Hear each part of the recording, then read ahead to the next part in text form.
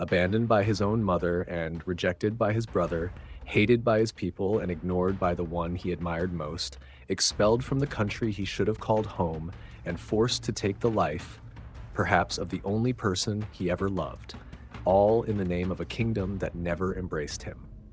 Loki's journey is marked not only by suffering, but by a cruel, silent loneliness that accompanied him his whole life, simply for being different. Yet, even bearing the deepest scars of his past, even after decades of pain and being reduced to a wretch by his own nation, Loki is ready to silence the pain, to swallow the rancor, and against all odds, become Elbaf's salvation.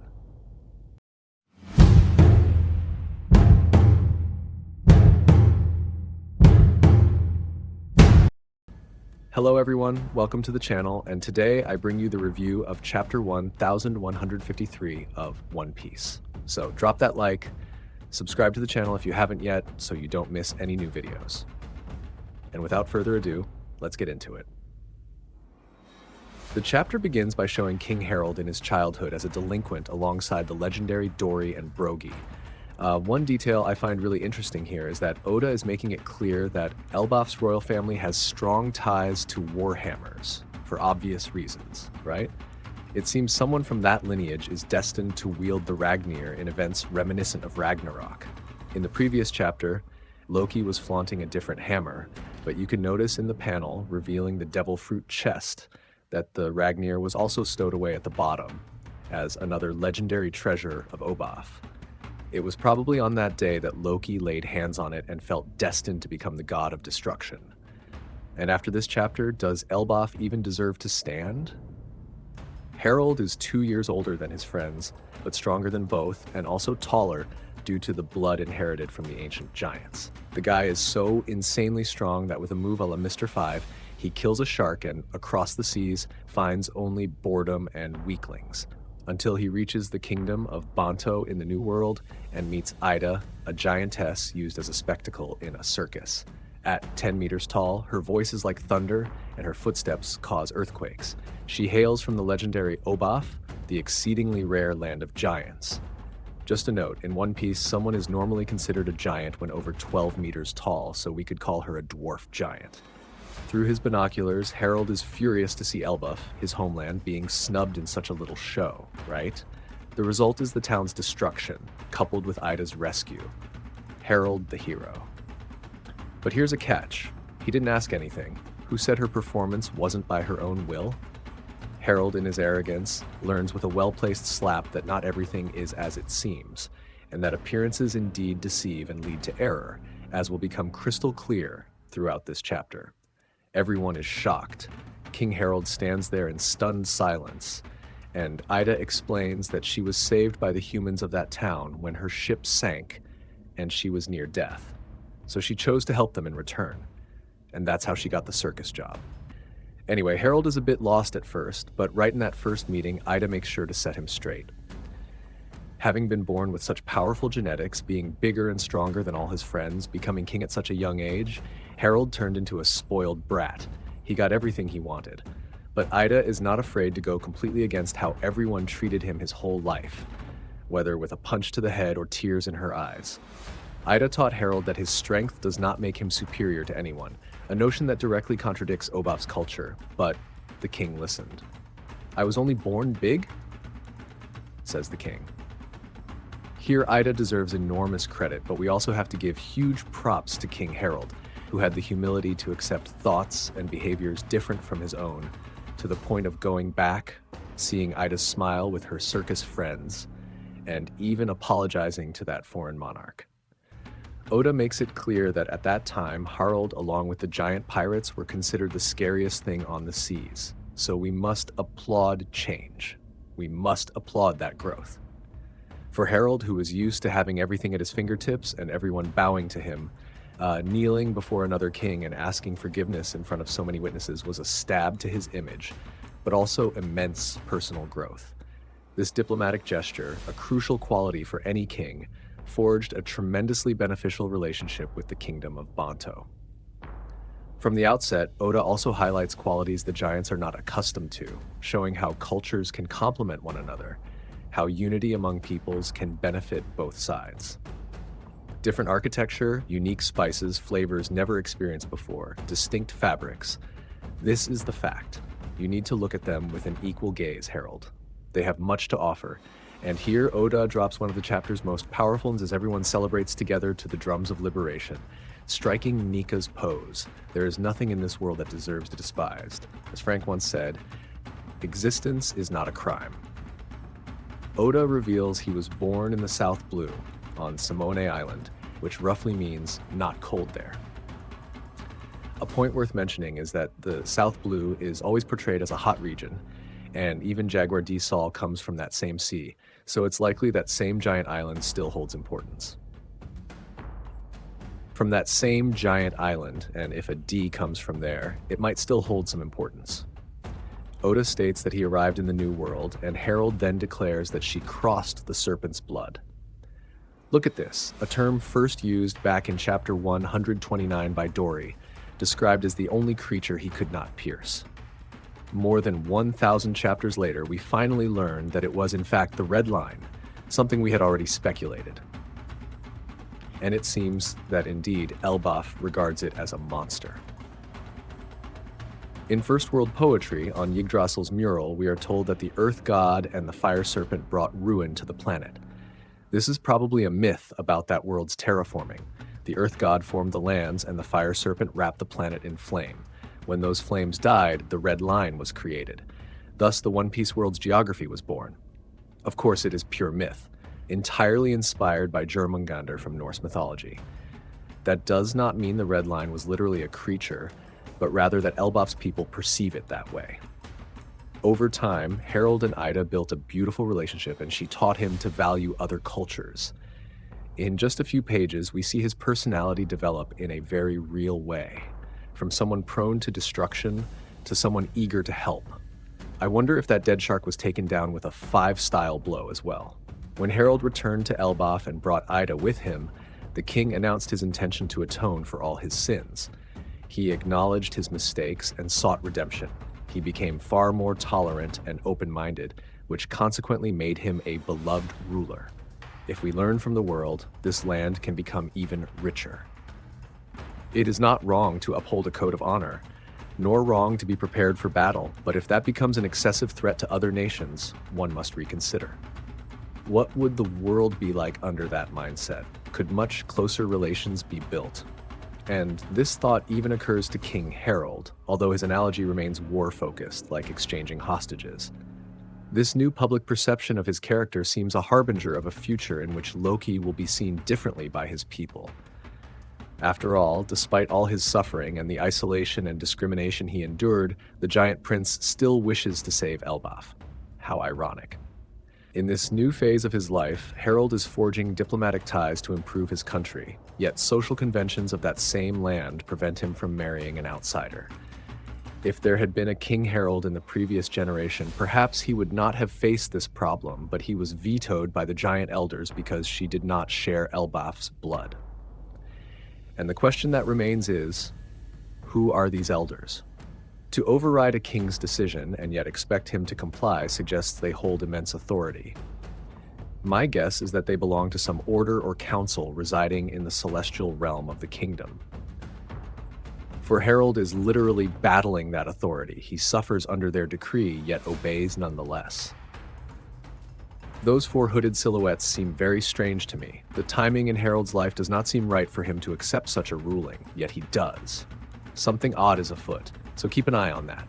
However, one thing the elders did not foresee is that by denying him true love, they were creating a being uniquely capable of both destroying and saving Elbaf. All this drama over a forbidden marriage occurred 81 years ago and was triggered by the birth of Reincarnation, a bastard child of King Herald and his beloved Ida. A child born of true love, finding comfort in his mother's arms, with his birth celebrated by the populace.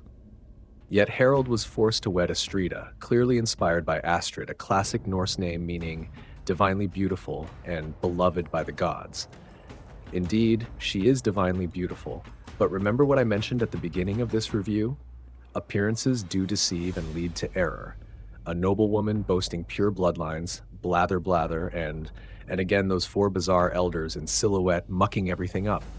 Astrida was born in the Seke village, or alcohol village, depending on the translation, in Elbaf, one of many regions of that country we know little about. She claims to hail from the northern lands, but I suspect that refers to a cardinal direction, not literally up there in the celestial realm. If it were, she would have introduced herself as I, Astrida of the celestial realm's Wind Kingdom, flaunting her grand title, yet she does not. So it is likely just another village north of Elbaf's main region. Then she lectures about mastering the arts of earth and wind, Difeng in another translation, essentially One Piece's own feng shui, and being destined to love and be loved by King Herald, who is revered as a god there. That neatly justifies her name's meaning, but here's the twist. He does not love her, and she is just plain strange. All that talk of closing the windows because energy is leaking, that their fates are bound, felt like a bunch of nonsense until proven otherwise, some human quantum astral mumbo-jumbo. I'd call it bad vibes. And the gall she has, demanding he forget the woman from the east, his true love, right off the bat. But she pulled one cool move. She arrived with the lucky horse Aswa, clearly inspired by Sleipnir from Norse myth, Odin's magical steed. A gray, eight-legged horse famed as the fastest in the world, capable of galloping on land, sea, and air. That casts Herald again as an Odin figure, father of Loki, rider of Sleipnir, and so on. Yet she insists that this bizarre, anatomically impossible giant horse will bring him luck, and immediately things get bananas.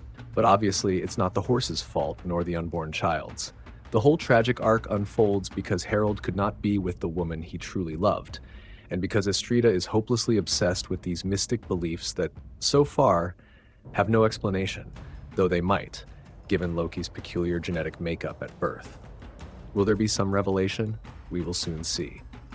Oh, and her lust for all the jewels and gold in his chambers, insisting on silver tableware for every meal. Even that instantly made me despise her character, which, believe it or not, was only the beginning. And then 10 years passed. About 70 years ago, sailing between the islands was incredibly difficult because of the sea's savagery. I honestly wonder what caused that ferocity. Some specific climatic factor of the time, the after effects of an astronomical event, or perhaps a war. What matters for now is that Elbaf's navigation techniques were extremely attractive to other nations, and King Herald was there to share that knowledge. We see him visiting for a year, which is curious. Because if Kaido really did come from that place originally, I wouldn't be surprised if someone like Herald snuck away at some point, returned years later, and fathered a monstrous heir. There are so many similarities. That said, nothing precludes it having happened later in the kingdom of Wodika. In any case, did he sail to Onigashima, then known by a different name, as Marco suggests? Seeing the connection between the horns and the ancient giants, I still hope Onigashima has an explanation. Also, Onigashima has that gigantic katana, and here on Elbaf, we have the massive blade embedded in stone. There could be a link between them. Another intriguing detail is the mention of the northern star, called the Pole Star, which never moves. In One Piece, there's Roadstar Island, also spelled Lodestar, the last island on the Grand Line before Raftel, which, like Raftel, nobody reached for 800 years except Roger's crew. But there's also an island literally named Polestar, an archipelago in the East Blue that includes Logtown, the city of beginnings and ends, where Roger was born and executed. Could there be a star above that island that never shifts, used by giants for navigation? It seems plausible, though they say it lies to the north. Yet cardinal directions in One Piece are often so inconsistent, sometimes rotated 90 degrees, sometimes 225. It's total chaos. So here's my hunch. The Pole Star is directly over the Polestar archipelago in the East Blue. What's cool is that King Herald speaks openly of the Fishmen's Island, and there's a hot theory in the community that Shirahoshi is the lady who spoke with Loki and recognized his gentle heart. I don't buy it, but I won't rule it out. I'll drop my guess about who that woman is at the end of this review, since it ties perfectly to the chapter's conclusion. Anyway, given the importance of both Fishmen's Island and Elbaf, maybe there truly was an ancient connection between them. I've always thought King Neptune's and Shirahoshi's proportions were exaggerated, almost giant-like. Could it be that centuries ago, a giant or giantess consorted with a fish prince or princess, leaving giant genetics in the fishmen's royal bloodline. But what really counts comes next. 63 years ago, during one of King Herald's expeditions, Prince Loki of Elbaf was born, and that moment of joy was swiftly annihilated. This sequence broke my heart. Astrida brought darkness into Loki's birth. At the purest moment of mother and child, at their first exchanged glance, she recoiled in horror. Newborn Loki was abandoned simply for the way he was born. Astrida was consumed by ruthless fury and fear. She ordered Loki to be discarded and that Herald be told the baby was stillborn. The truth is, those eyes were far purer than hers. She, in her rage, looked like Imu-sama himself. I could almost believe there was some plot or world sovereign interference in Elbaf, that Astrida was under some mind control like Adagunko. But no, she was just a terrible mother, a woman who, for years to come, would utterly reject her own child's existence. There he is, reaching for Astrida. This child was cursed. Loki's tiny hands found neither mother nor anyone else. Abandoned from the very first second of life, he cried. The first emotion he ever felt was sadness and abandonment. It's worth remembering that a child's emotional bond begins in the womb. The mother is home, is comfort. And such a sudden separation and absence of nurture leaves a deep imprint that culminates in emotional insecurity, difficulty forming relationships, and a chronic sense of not belonging. And isn't that exactly what Loki exhibits? The most common question about his personality isn't why he speaks poorly or struggles to express himself, because he believes nobody will ever believe him. Perhaps he did everything in his life just to seek the attention he never received. And this moment with Astrida is the root of a loneliness tree, a massive tree of abandonment. It's a terrible foundation reinforced by the prejudice he'll endure for life, simply because he was born different. The cruelest misfortune in this world is having your existence denied by your own mother the instant you're born. It's reminiscent of Chopper's blue nose. Intolerance plus ignorance equals suffering.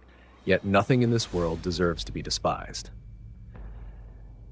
Astrida, utterly cowardly, gathered her things and fled, claiming it had been foretold before his birth that one day King Herald would be killed by his own son. A prophecy that seems baseless, everything points to the fact that he wasn't the one who killed his father. The only truth in that prediction is the anguish it inflicts on Loki, and it's outrageous. While Harald was fighting the diplomatic stalemate between nations, all the devastation that erupted in Elbaf after his son's birth was chalked up to Loki's curse. Think about that burden. This child has to grow up carrying the weight of a prophecy he never asked for.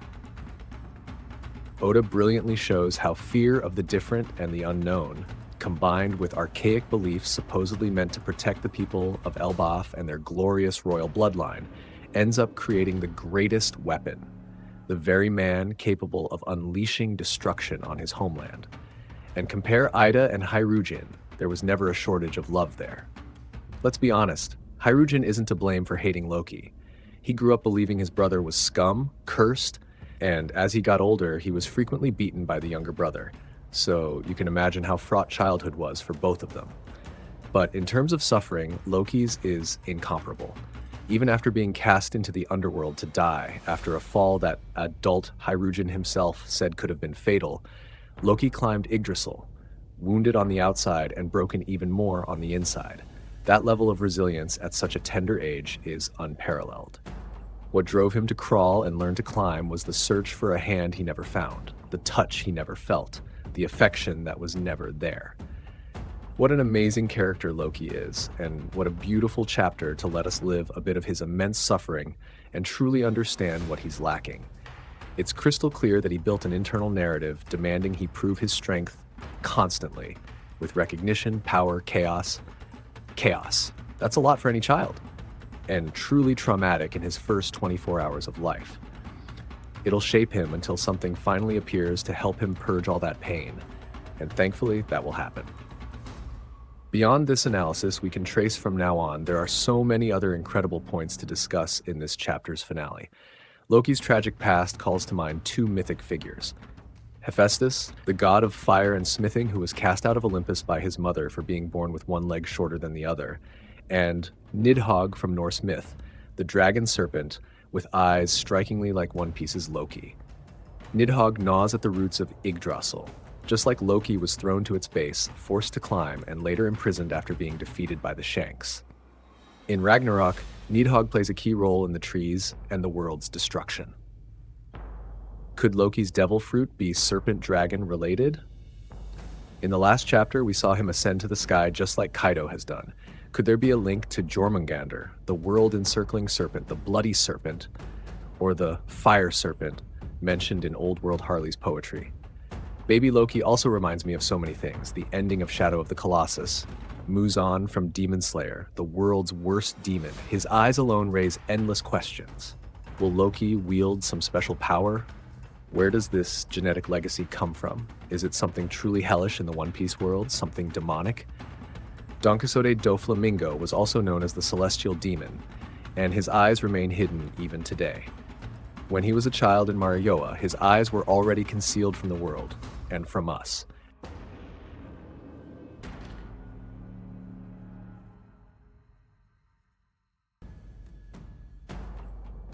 Zoro's grandfather is named Roronoa Pinzoro, which literally means snake eyes.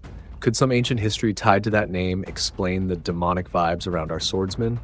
Could it even finally account for Zoro's missing left eye?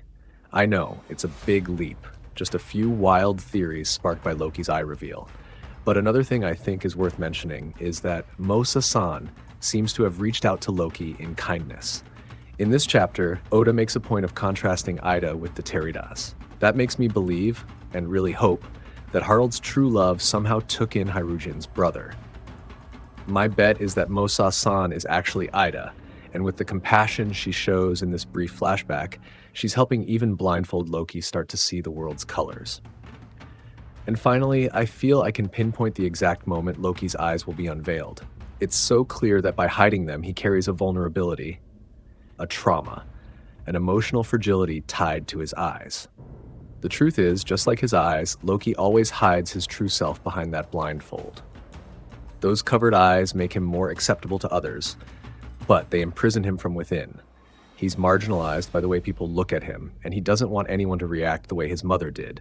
Even if he can't consciously remember it, it's etched in his heart. The blindfold is his shield against the world. But if he truly didn't care, if he was as chaotic and ruthless as many think, he wouldn't bother covering his eyes. He'd just stroll in, unleash that stare, make people squirm, and he wouldn't give a damn. Yet he does care. If they recoil, he suffers. Wearing those bandages his whole life signals real emotional vulnerability. And here's where the moment and the solution arrive. In some scene, Loki's wraps will come off and Luffy will be right there, locking eyes with him, completely unfazed. Remember Ida's powerful line in this chapter? You need to look at them as equals. That's all Loki needs, for people to see him as an equal. Luffy will free Loki from the shackles on his eyes and the chains on his heart. We're going to witness a fantastic evolution of a brilliant character who still has so much to reveal. With the wraps gone, thanks to Luffy's reaction, Loki will glimpse a future as bright as the sun, where he can be accepted simply for who he is. And that, my friends, was my review of One Piece Chapter 1153, and what a wonderful chapter it was. A flashback that came roaring out of the gate. King Herald's transformation blew my mind. Supreme Idol Master, what's happening that he didn't defy the Elders of Elbaf? It's driving me crazy, firing me up. And Loki, raise your cups, hand him the bow, crown this man, he deserves all the glory. My God, the suffering, the heartbreak. That's it, folks. Fantastic chapter. I loved this first flashback installment, and I doubt it'll last long. Maybe one or two more chapters before we get back to the main story with Luffy and Hyrujen, tears in his eyes, realizing just how much his brother endured. Elbaf is about to heat up, and after this flashback, total chaos. And Imusama, lurking there. The truth about Loki, that legendary devil fruit, woo, can't wait. Thanks so much for sticking with me till the end. Don't forget to smash that like button, subscribe if you haven't, and hit the bell. Thanks for watching, and until next time, peace out.